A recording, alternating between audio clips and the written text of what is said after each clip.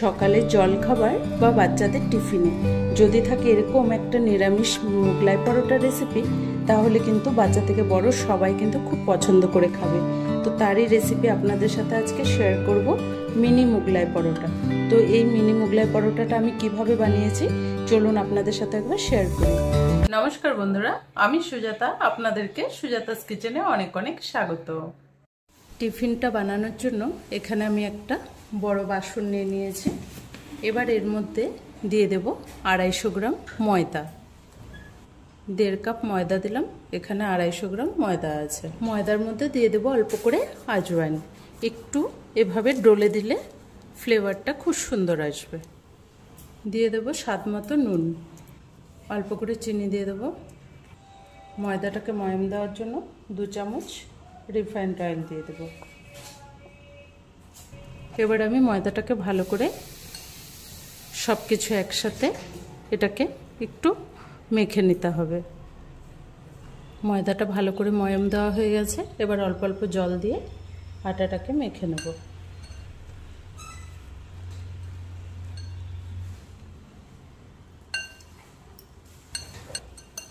আটাটাকে ভালো করে মেখে নিয়েছি। এবার আটাটার উপরে অল্প একটু করে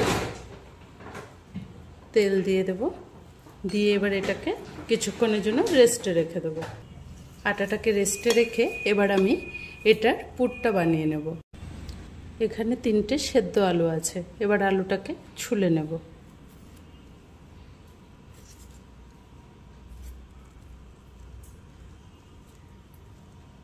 আলুগুলোকে সুন্দর করে ছুলে নিয়েছি। এবার আমি এই আলুগুলোকে একটু হালকা গ্রেট করে নেব।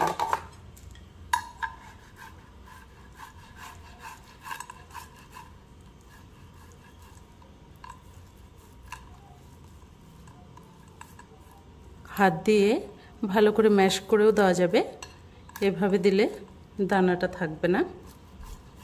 তো সব আলুটা কিন্তু সুন্দর করে গ্রেট করা হয়ে গেছে।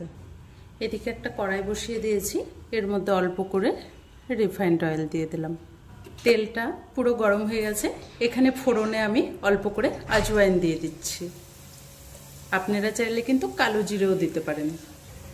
অল্প করে আদা গ্রেট করা দিয়ে দিলাম, তাতে অল্প করে কাঁচা লঙ্কা কুচনো দিয়ে দিলাম। এটা আমি একদম নিরামিষভাবে করছি, আপনারা এখানে চাইলে পেঁয়াজ কুচিও দিতে পারেন। আদা আর কাঁচা লঙ্কাটাকে একটু ভেজে নেব। দিয়ে দেব সামান্য অল্প করে হলুদ গুঁড়ো, ঝালের জন্য অল্প করে লঙ্কার গুঁড়ো দিয়ে দিলাম, স্বাদ মতো নুন দিয়ে দিলাম। মশলাটা যেন পুড়ে না যায় অল্প একটু করে জল দিয়ে দিলাম।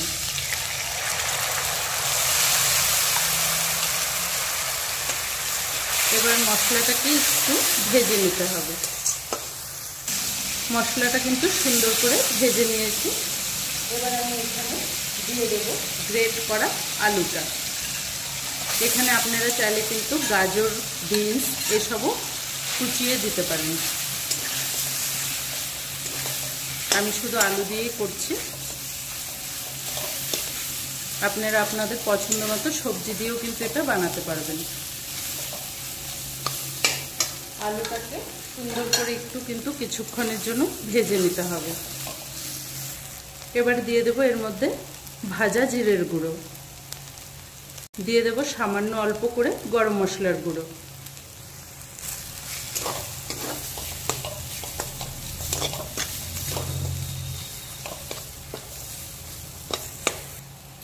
এবার দিয়ে দেব বেশ কিছুটা ধনেপাতা কুচি। ধনেপাতা কুচিটা দিয়ে একটু নেড়ে চেড়ে কিন্তু পুরটাকে নামিয়ে নিতে হবে। তো আমাদের পুর কিন্তু একদম রেডি। এবার এটাকে ভালো করে ঠান্ডা করে নেব। পুরটাকে কিন্তু আমি সুন্দর করে ঠান্ডা করে নিয়েছি। এবার আমি নিয়ে নেব যে আটাটা মেখে রেখেছিলাম। এবার এই আটাটাকে আরেকটু ভালো করে কিন্তু মেখে নিতে হবে।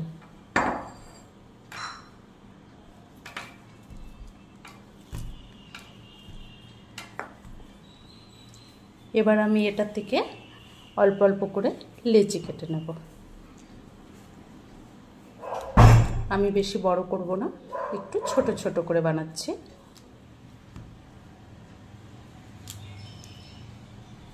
তো আমি এখানে 5টা লেচি কেটে নিয়েছি। ঠিক এরকম সাইজ করে কিন্তু আমি এই নিরামিষ মোগলাই পরোটা বা টিফিন যেটাই বলুন সেটা কিন্তু এই সাইজে করে বানাবো। তো এবার আমি সব কটাকে আবার একইভাবে ঢেকে রেখে দেব, আর একটা প্রথমে বেলবো।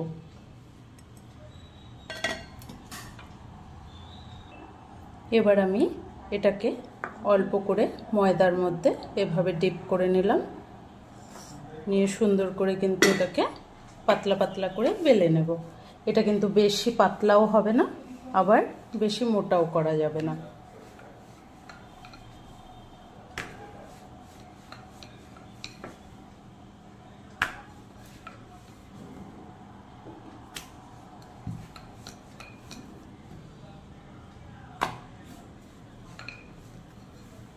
ঠিক এরকম সাইজ করে কিন্তু বেলে নিতে হবে। এবার আমি এর মধ্যে 1 চামচ করে এখানে পুরটা দিয়ে দেব, একটু ছড়িয়ে ছড়িয়ে এভাবে দেব। মাঝখানে আলুর পুরটা দিয়েছি। এবার কিন্তু একটু ভিজে হাতে সাইডগুলোকে একটু এভাবে জল লাগিয়ে লাগিয়ে ভিজিয়ে নেব। এভাবে একটু জল লাগিয়ে নিলে পুরটাকে যখন আমি এই আটার এটা দিয়ে ভাঁজ করে নেব তখন কিন্তু এটা বেরও হবে না আর ফেটেও যাবে না।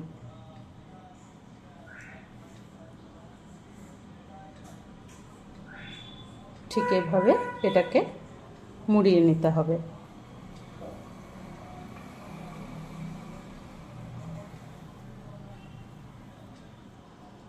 জলটা লাগানোতে কিন্তু এটা একদম সুন্দরভাবে এর সাথে সেট হয়ে যাবে। তো দেখুন একটা কিন্তু আমাদের মোগলাই পরোটাই বলুন বা নিরামিষ টিফিনই বলুন, এটা কিন্তু আমাদের একদম রেডি।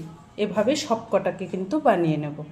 ওপর থেকে চাইলে একটু করে ময়দা ছড়িয়ে দিতে হবে। এভাবে যদি একটু ময়দাটা ছড়িয়ে দিই তাহলে কিন্তু যদি কিছুক্ষণ পরেও ভাজেন তাও কিন্তু এটা লেগে ধরবে না, সে কারণে একটু ময়দা ছড়িয়ে দিচ্ছি। তো সব কটা আমি এভাবে একটা একটা করে বানিয়ে নেব। তো আমার একটা মোগলাই পরোটা কিন্তু বানানো হয়ে গেছে। এভাবে বাদবাকি সব কটা বানিয়ে নিব।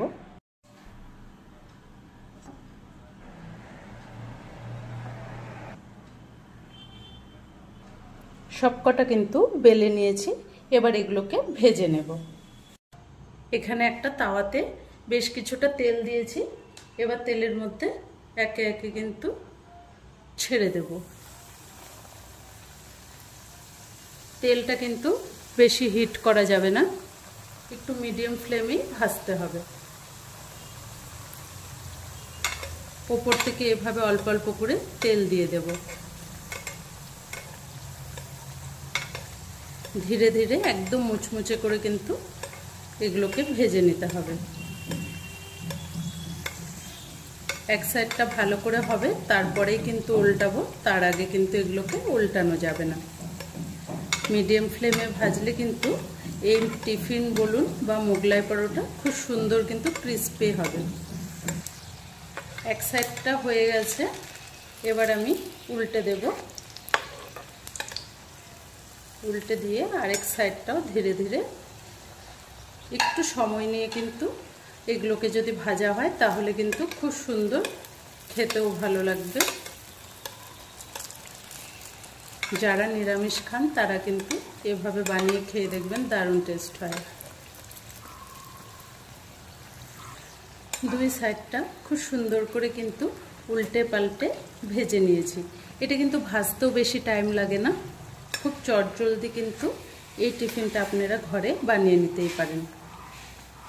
দুই সাইডটাই সুন্দর করে দেখুন ভাজা হয়ে গেছে। এবার আমি এগুলো একটা একটা করে উঠিয়ে নেব। আবার আমি আর বাদবাকিগুলো এভাবেই ভেজে নেব।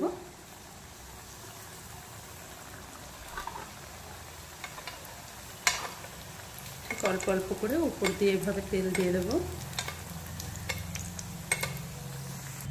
এবার এগুলোকেও উল্টে দেব একইভাবে।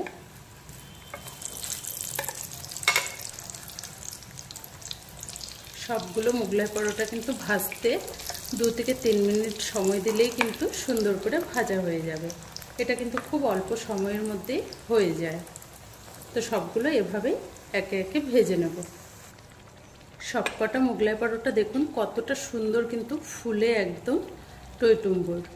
তো এগুলো সব আমার একে একে কিন্তু ভাজা হয়ে গেছে। তো এবার দেখুন কতটা সুন্দর ফুলে ফুলে কিন্তু একদম সবকটা খুব সুন্দরভাবে কিন্তু ভাজাও হয়েছে। আর এগুলো কিন্তু ওপর থেকে একদম ক্রিস্পি ক্রাঞ্চি হবে আর ভেতরটা কিন্তু খুব সুন্দর সফট হবে। তো এই মোগলাই পরোটাগুলো কেমন হয়েছে একটা আমি ভেঙে দেখাচ্ছি।